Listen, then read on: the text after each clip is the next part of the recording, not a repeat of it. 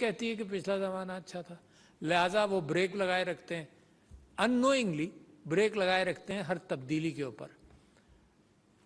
तो जब हिसाब किताब के हवाले से ब्रेक लगाते हैं तो देखें बड़ा नुकसान है।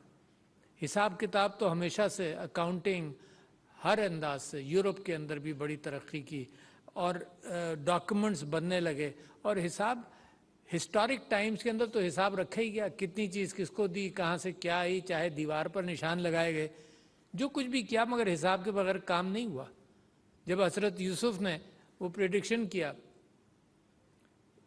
कि कहत होगा, उस ज़माने से फिर ये सोचा गया कि कहत होगा उनका ख्वाब था बैलों के हवाले से। उस ख्वाब को जब उन्होंने तैयारी की तो 7 साल उन्होंने सब चीज़ें स्टोर की, और ताकि अगले 7 साल का ख्याल रखा जा सके। इसी हवाले से आप लोग प्रेडिक्शंस करते हैं, आप लोग बजट्स बनाते हैं, आप लोग माहौल को देखते हैं और माहौल के एतबार से आगे चलते हैं। इस वक्त जब डिजिटल ट्रांजैक्शंस का ज़माना आ गया, और मुझे बड़ा सख्त अफसोस होता है कि अगेन जब आपको अंदाज़ा है कि डिजिटल ट्रांजैक्शंस का ज़माना है तो एडॉप्शन उसका तेज़ होना चाहिए, चाहे जिस फील्ड में भी हो।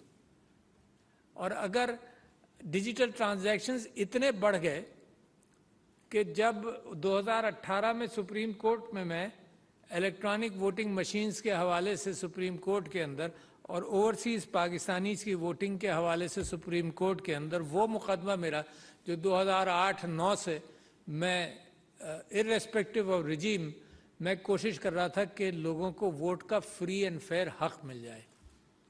तो सुप्रीम कोर्ट में चीफ जस्टिस साहब ने पूछा कि आप किस सिलसिले में हमारी मदद कैसे कर सकते हैं।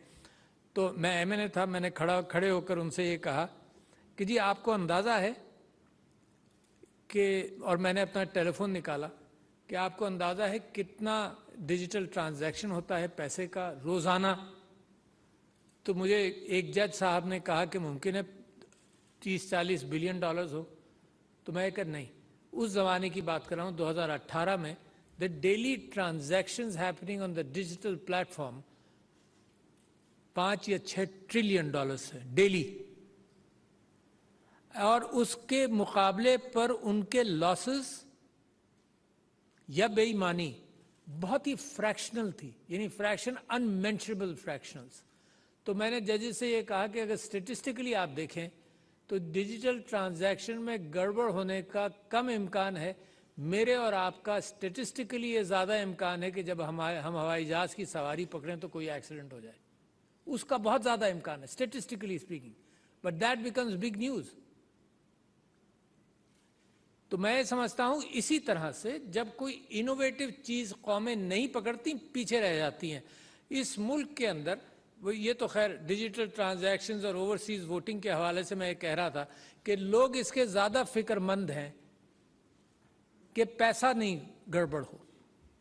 लिहाजा अब आज वो जब मैं 6-7 ट्रिलियन डॉलर्स की बात कर रहा था, अब 10-12 ट्रिलियन डॉलर्स तो होगा।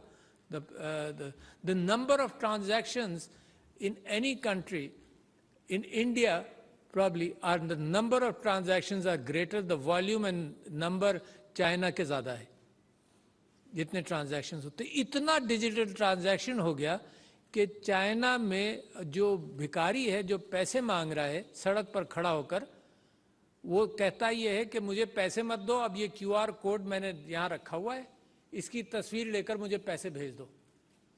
तो imagine where the world is going. तो इमेजिन कि आप अकाउंट्स, फिजिकल अकाउंट्स जो रखा करते थे, वो किताबें तो जैसे मैंने अपनी क्लिनिक में बहुत पहले छोड़ दी, आप इस वक्त दुनिया में जहाँ जाएंगे तो वहाँ छूट जाएंगी। मगर एक पाकिस्तान के अंदर टैक्सेशन से बचने के लिए मैंने एक लीडर को एक मुल्क के अंदर चार्टर्ड अकाउंटेंट्स के 3-4 हज़ार चार्टर्ड अकाउंटेंट्स को की महफिल में ये कहते सुना कि सारे रास्ते आप ही दिखाते हैं। तो मेरी आपसे दरख्वास्त है कि कौम के डायरेक्शन के एतबार से उल्टे रास्ते मत दिखाएं, और ये दरख्वास्त ही कर सकता हूँ क्योंकि इस बात का